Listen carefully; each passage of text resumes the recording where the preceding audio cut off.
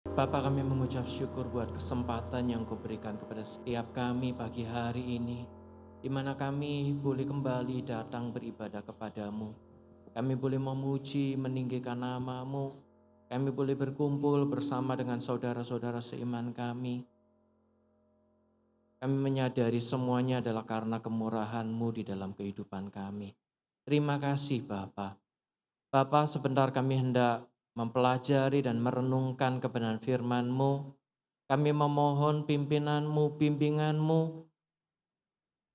Kami memohon terang daripada-Mu agar kami dapat memahami firman-Mu dengan baik. Bukalah hati kami, lembutkan hati kami untuk kami dapat menerima kebenaran firman-Mu dan berikan kami kekuatan untuk kami dapat melakukan, menerapkan firman-Mu di dalam kehidupan kami. Terima kasih Bapa, Engkau pakai hamba-Mu dalam segala keterbatasan hamba-Mu, perlengkapi dengan hikmat, karunia, kuasa, agar firman-Mu dapat diberitakan dengan sebaik mungkin. Terima kasih Bapa, di dalam nama Tuhan kami Yesus Kristus kami berdoa. Amin. Akan duduk Bapak Ibu Saudara semuanya. Ya. Shalom, salam damai sejahtera buat kita semuanya. Ya, pagi hari ini saya diminta oleh Bapak Gembala untuk membawakan renungan berkenaan dengan kerajinan dan semangat di dalam melayani Tuhan. Ya. Nah, nats yang akan kita pelajari dan renungkan pagi hari ini terdapat di dalam surat Roma pasal yang ke-12 ayat yang ke-11. Bapak Ibu Saudara bisa membuka Alkitab dan membuka di dalam Roma pasal yang ke-12 ayat yang ke-11. Saya kira ini ayat yang tidak asing sebenarnya buat kita, ya. Roma 12 ayat yang ke-11 dikatakan di sana demikian. Janganlah hendaknya kerajinanmu kendor, biarlah rohmu menyala-nyala dan layanilah Tuhan. Saya kira ayatnya sudah sangat jelas ya, sangat mudah dipahami sebenarnya ya. Allah tidak menghendaki kita untuk melayani dengan hati yang enggan, dengan hati yang terpaksa, enggak. Tapi seperti yang dinyatakan di dalam ayat ini, Allah menghendaki kita untuk melayani dengan giat, dengan rajin, dengan tekun. Dan bukan cuma itu, tetapi juga dengan penuh gairah, dikatakan dengan roh yang menyala-nyala. Ya, dengan roh yang menyala-nyala jangan dibayangkan roh kita nyala kayak api gitu. Kan gitu ya sebenarnya. Roh itu artinya semangat gitu. Selain roh bisa berarti jiwa, roh itu juga bisa berarti semangat gitu. Dengan semangat yang menyala-nyala. Nah, itu yang Allah kehendaki. Jelas. Nah, tapi ketika saya merenungkan ayat ini ya dalam persiapan saya berpikir ada sebuah persoalan. Apa persoalannya? Persoalannya kita itu adalah pribadi-pribadi yang cenderung labil.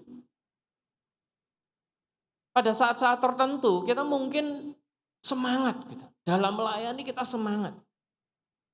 Tapi di saat-saat yang lain kita bisa menjadi lelah, lesu, enggan. Iya apa enggak? Ya saya enggak tahu sih kalau saudara selalu tekun, selalu bergairah gitu ya. Tapi saya sendiri harus mengakui saya sendiri pun ada kalanya seperti itu. Ada kalanya seperti itu. Saat-saat tertentu bisa semangat gitu. Tapi di saat-saat yang lain bisa jadi ya lelah gitu. Bosan, enggak bergairah. Nah, maka yang menjadi pertanyaan saya adalah bagaimana kita dapat mengatasi persoalan itu? Bagaimana kita bisa menerapkan kehendak Allah ini? Bagaimana kita bisa terus-menerus menjaga gairah kita tetap stabil di dalam melayani Tuhan? Nah, sejauh saya mempelajari bagian ini ya, Roma 12 ini, saya mendapati setidaknya ada 4 hal yang perlu kita lakukan terus-menerus untuk menjaga gairah kita tetap stabil. Yang pertama, kita perlu senantiasa menyadari besarnya kemurahan Allah di dalam hidup kita. Di Roma pasal 12 ayat yang pertama, Paulus berkata demikian. Karena itu saudara-saudara, demi kemurahan Allah, ini adalah frase yang perlu digarisbawahi.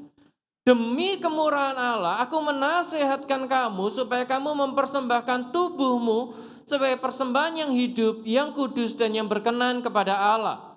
Itu adalah ibadahmu yang sejati. Saudara perhatikan, sebelum Rasul Paulus menasihatkan kita untuk mengabdikan hidup kita kepada Allah, dia terlebih dahulu memulai dengan frasa tadi, demi kemurahan Allah.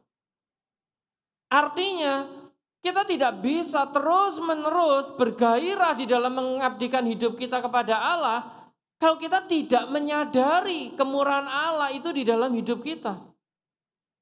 Dan saya kira inilah salah satu penyebab kenapa seseorang itu bisa enggan, bisa tidak bergairah di dalam melayani. Karena tidak menyadari besarnya kemurahan Allah yang sudah diterimanya di dalam Yesus Kristus. Atau mungkin sebelumnya dia sadar, tetapi terus lupa. Bisa terjadi, sangat bisa terjadi. Nah, pertanyaannya kenapa seseorang bisa lupa akan besarnya kemurahan Allah yang dia terima? Bisa jadi itu terjadi karena banyaknya persoalan, kesukaran hidup yang dia alami. Karena ada banyak persoalan, kesukaran yang dia alami. Akhirnya apa yang terjadi? Perhatiannya tersita pada persoalan itu. Perhatiannya, hatinya, pikirannya fokus pada persoalan itu. Dan ketika pikiran hatinya fokus pada persoalan yang dia hadapi, dia pun lupa, tidak ingat lagi akan kemurahan Allah yang sudah dia terima. Yang menyelamatkannya dari hukuman dosa. Lupa. Dan kalau ini terus-menerus berlangsung, orang itu biasanya bukan hanya akan lupa akan kemurahan Allah, tapi lebih jauh lagi.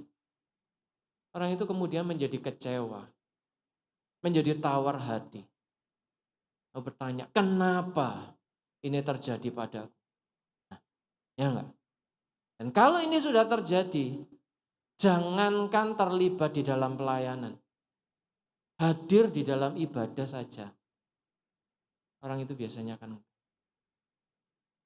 Itulah bahayanya ketika kita lupa akan kemurahan Allah yang kita terima.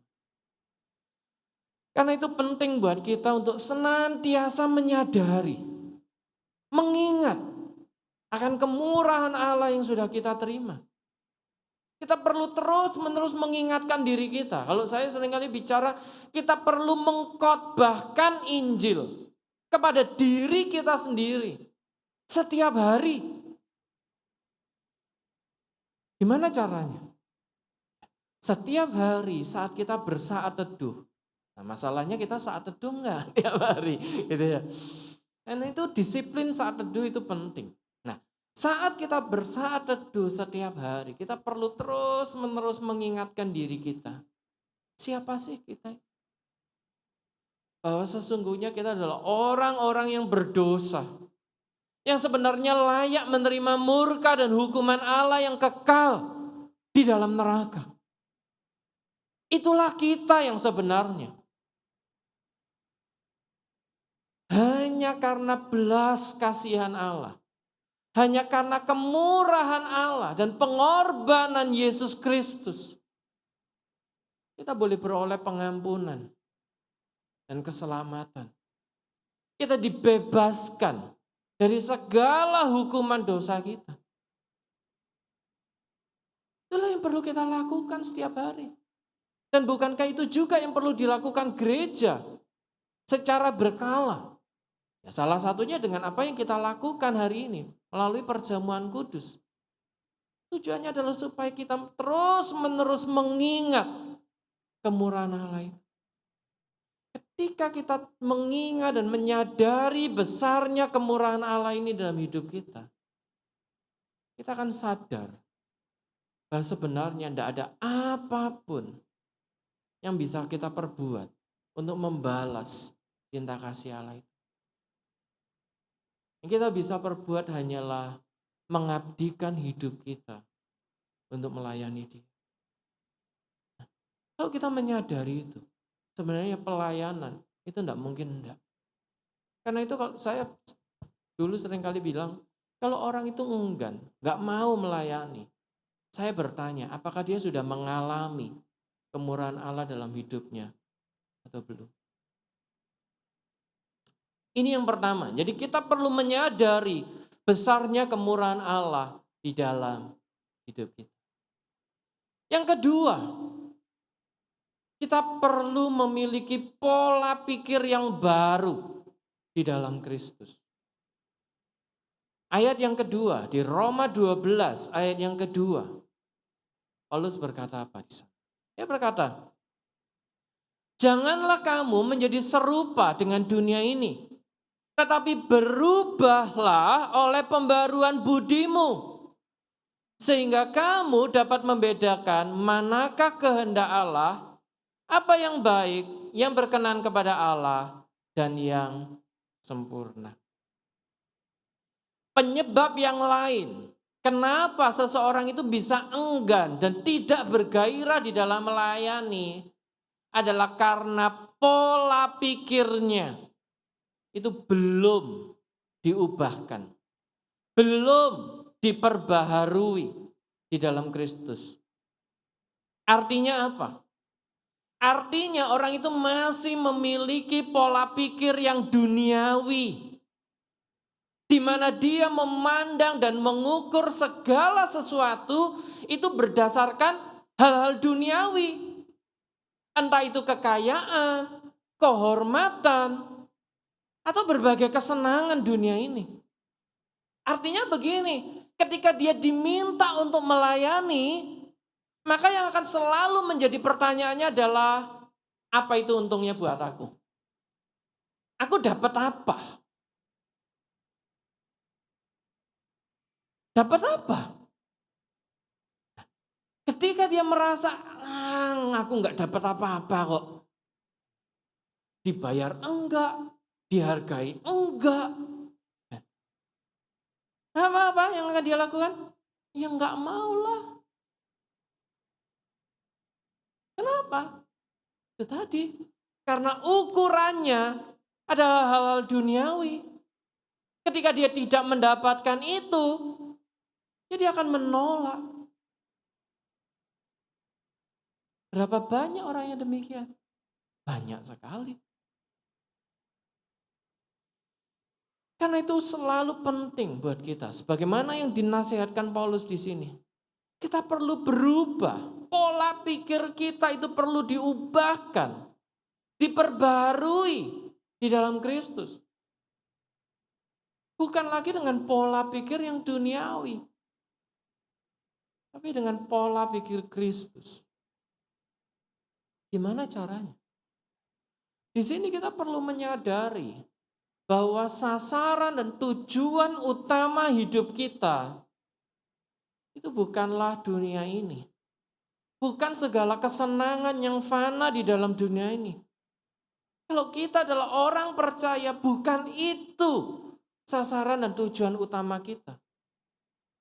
Tapi sasaran dan tujuan utama kita sebagai orang percaya adalah kemuliaan yang kekal yang Allah janjikan di dalam dunia yang ada. Kalau kita menyadari hal ini, seharusnya pola pikir kita berubah. Kita tidak lagi mengukur segala sesuatu berdasarkan kesenangan-kesenangan yang fana.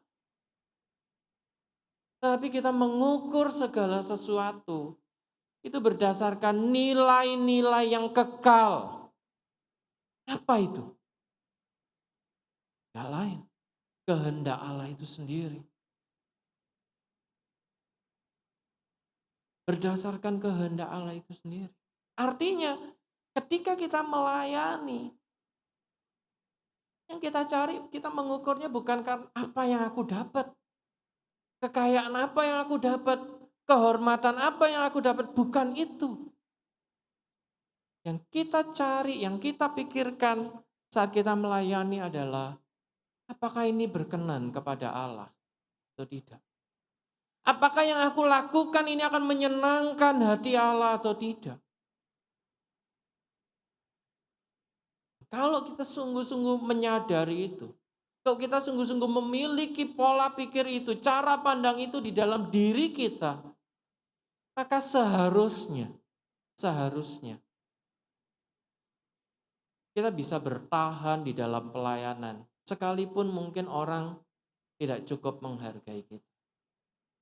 Tapi selama kita sadar bahwa Allah memperhatikan jerih lelah kita, selama kita sadar bahwa Allah berkenan atas apa yang kita lakukan, kita akan jalan terus, kita akan bertahan, kita akan kuat, dan kita akan tetap bergairah di dalam melayani. Jadi di sini kita perlu memeriksa diri kita. Bagaimana pola pikir kita? Bagaimana cara pandang kita?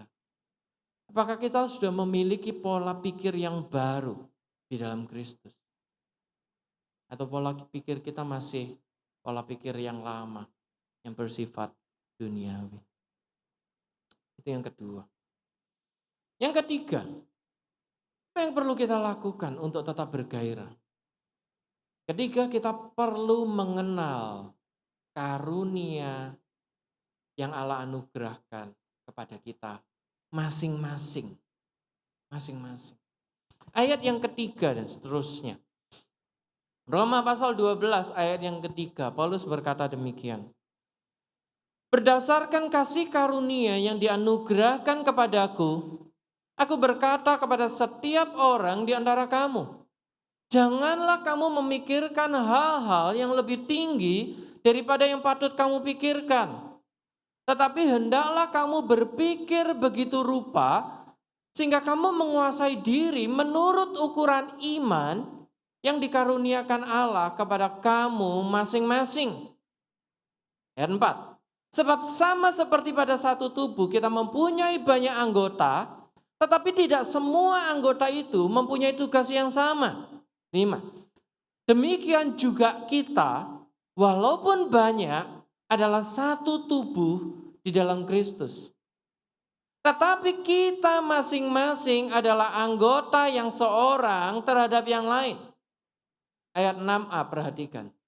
Demikianlah kita mempunyai karunia yang berlain-lainan. Menurut kasih karunia yang dianugerahkan kepada kita. Dan seterusnya di mana Paulus menyebutkan berbagai karunia pelayanan. Penyebab yang lain lagi ya, hal yang lain yang tidak jarang juga membuat orang itu enggan, tidak bergairah di dalam melayani. Apa? Bisa jadi karena bidang pelayanan yang dia kerjakan itu tidak sesuai dengan karunia yang dia miliki. Dia mungkin punya karunia X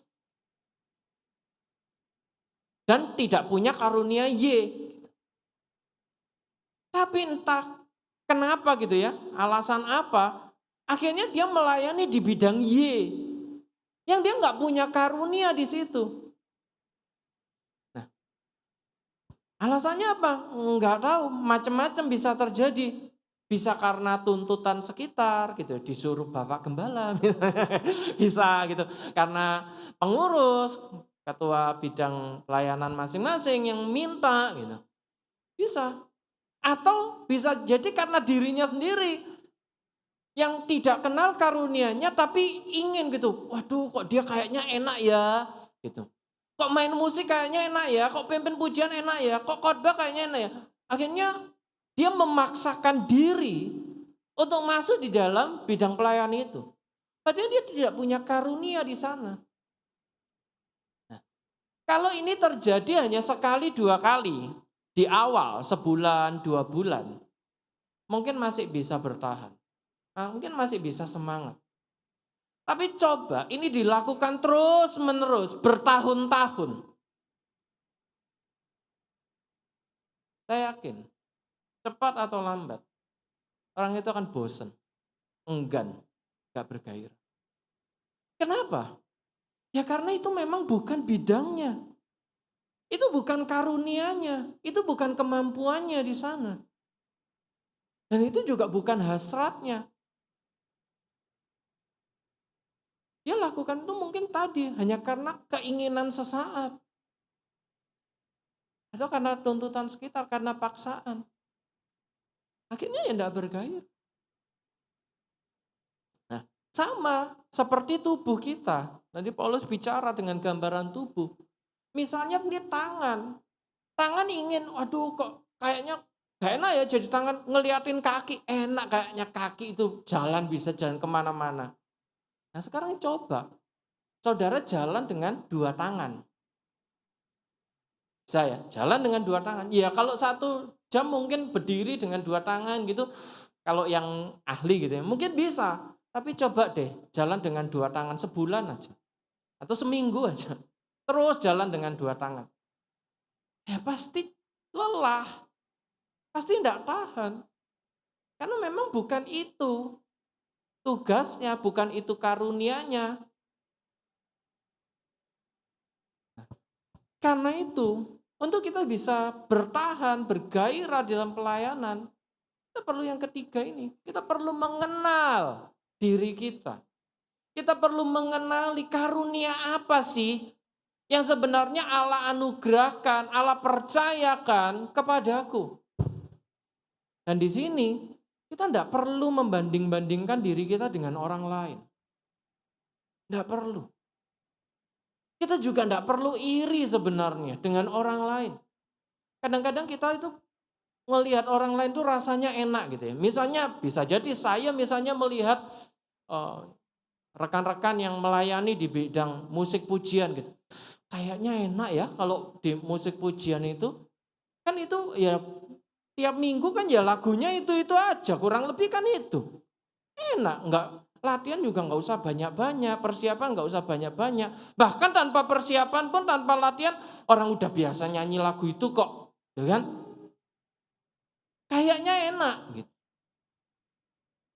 Ya enggak? Tapi bisa jadi itu enggak cocok dengan saya. Kenapa?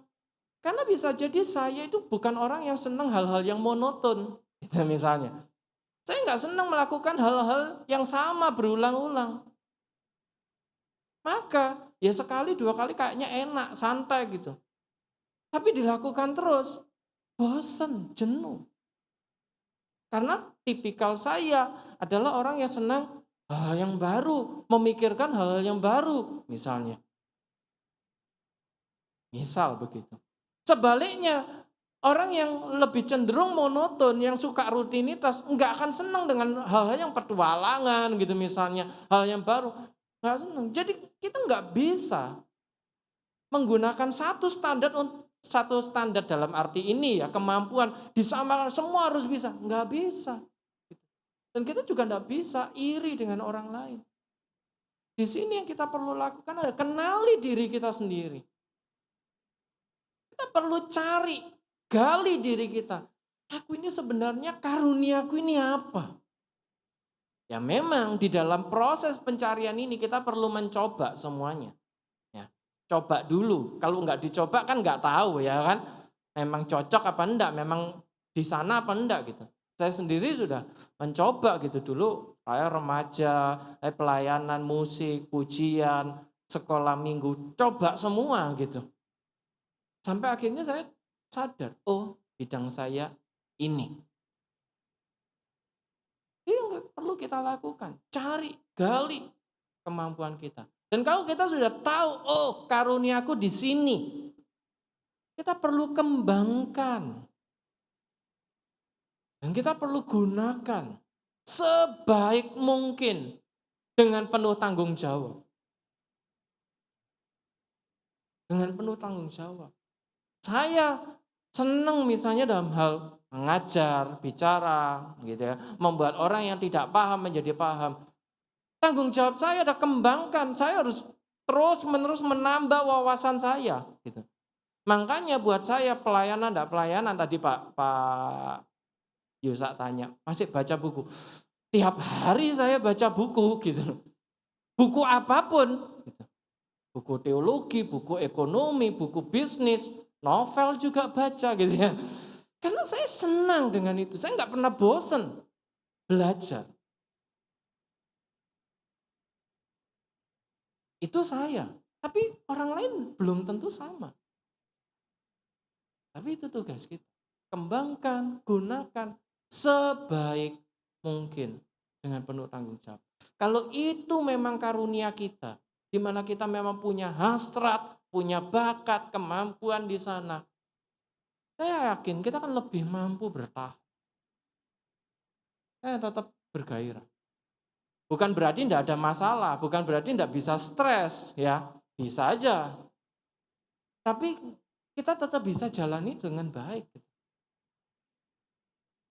Itu yang ketiga. Jadi kita perlu kenal karunia kita masing-masing. Yang terakhir, yang keempat, yang perlu kita lakukan. Kita perlu memiliki dan menjaga persekutuan kasih kita dengan saudara seiman. Ayat yang ke-10, Roma 12 ayat yang ke-10.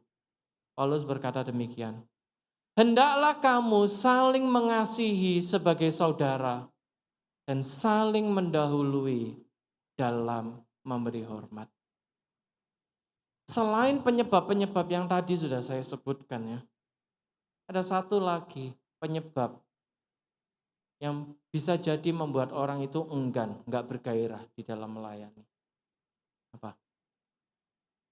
Perasaan berjuang sendiri.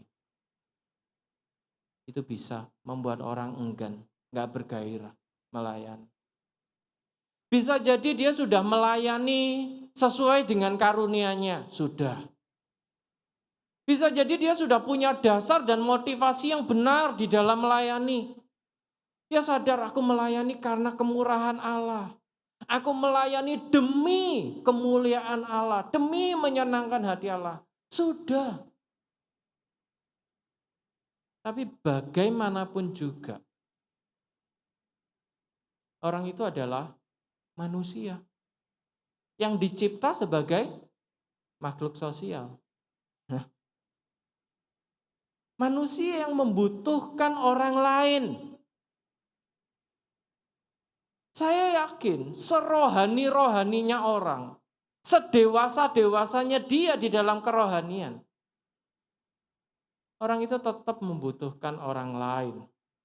Orang itu tetap membutuhkan perhatian, penghargaan, kepedulian, dukungan, kekuatan dari orang lain. Bahkan saya bilang, Rasul Paulus sendiri itu membutuhkan itu.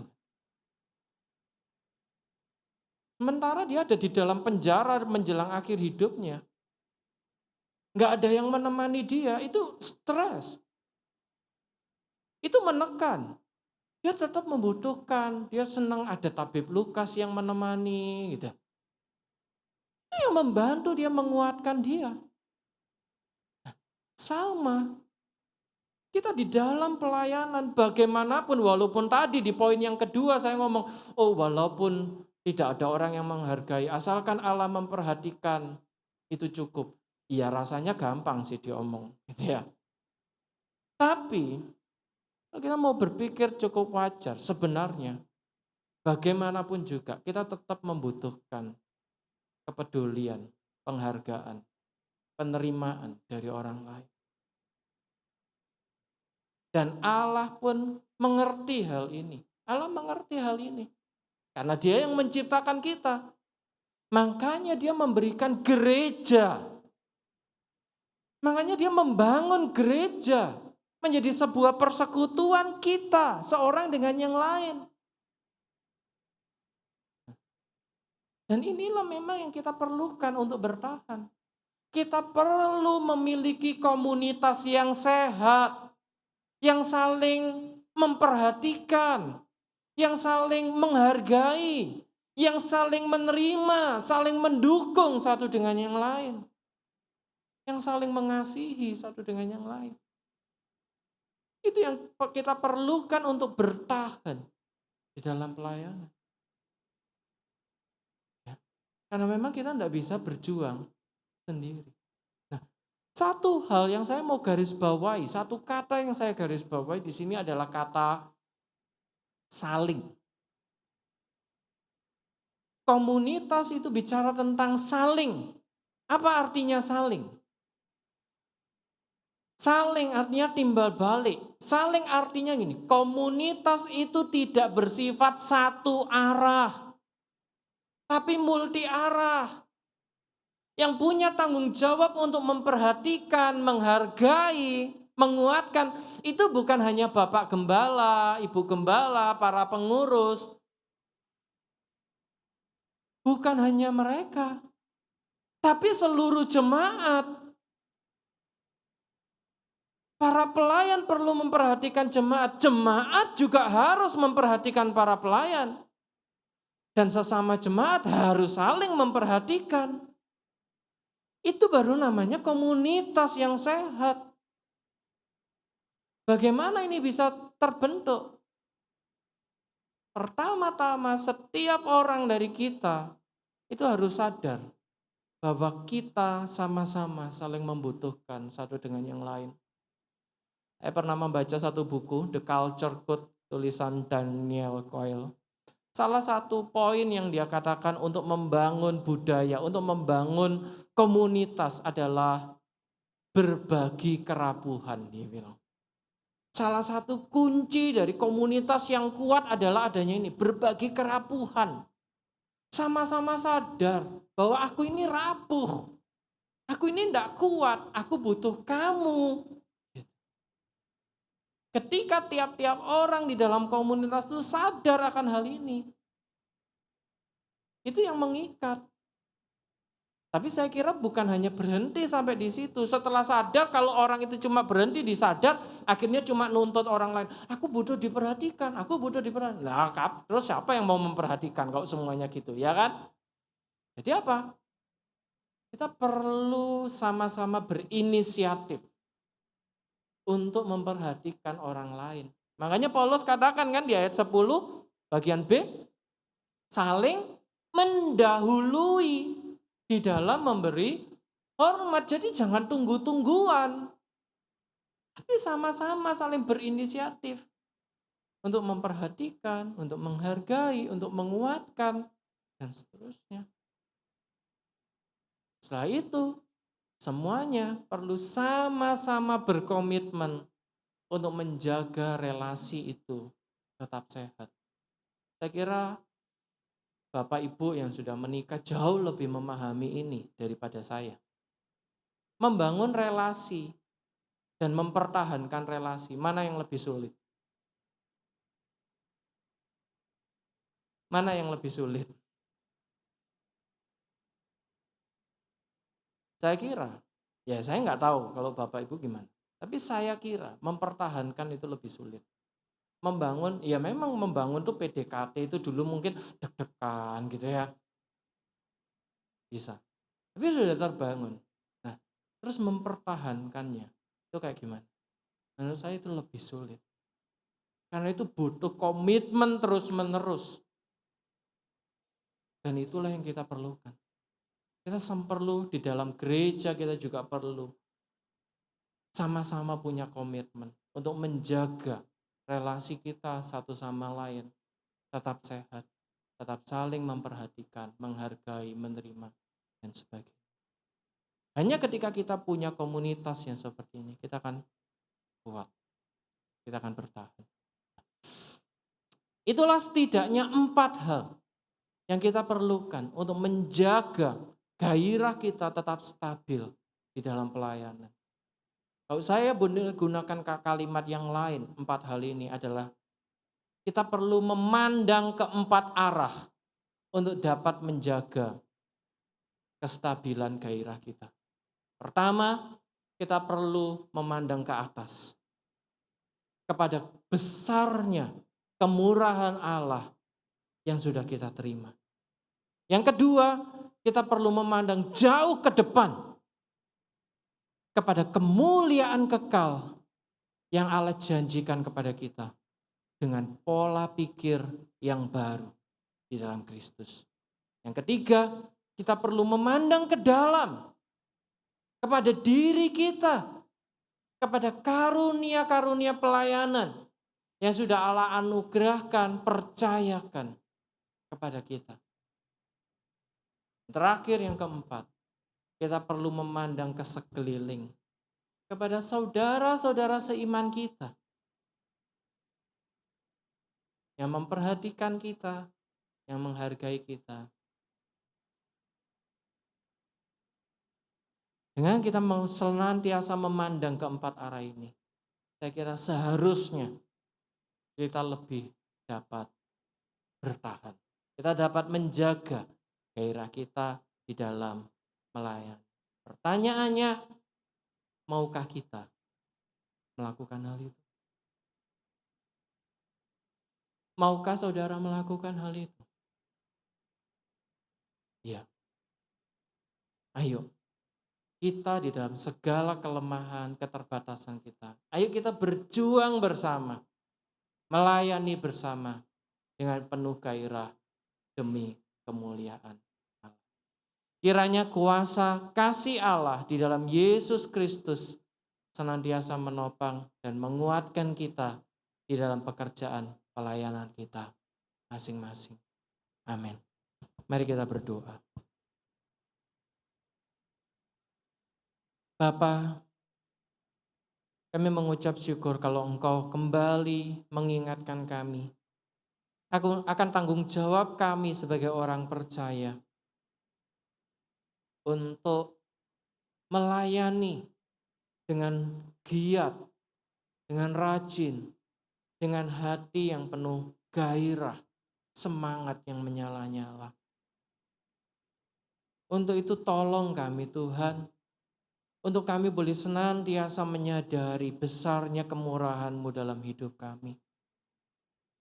Penuhi hati kami Roh Kudus, agar pola pikir kami boleh terus-menerus diubahkan dan diperbaharui. Kami tidak memandang dan mengukur segala sesuatu berdasarkan kesenangan dunia ini. Ya, tapi biarlah hati kami senantiasa terarah jauh ke depan, kepada kemuliaan kekal yang Kau janjikan. Tolong kami untuk mengenali karunia-karunia kami, untuk menggali, mengembangkan, dan menggunakan karunia-karunia yang sudah Engkau percayakan kepada kami sebaik mungkin dengan penuh tanggung jawab. Dan juga tolong setiap kami di dalam gereja ini, untuk kami boleh sama-sama saling mengasihi, saling menghargai, saling menguatkan seorang akan yang lain. Tolong kami untuk menjaga persekutuan kasih ini tetap berjalan dengan baik, dengan sehat. Kami memerlukan Engkau di dalam semuanya ini. Tolong kami Tuhan. Di dalam nama Tuhan Yesus Kristus kami berdoa. Amin.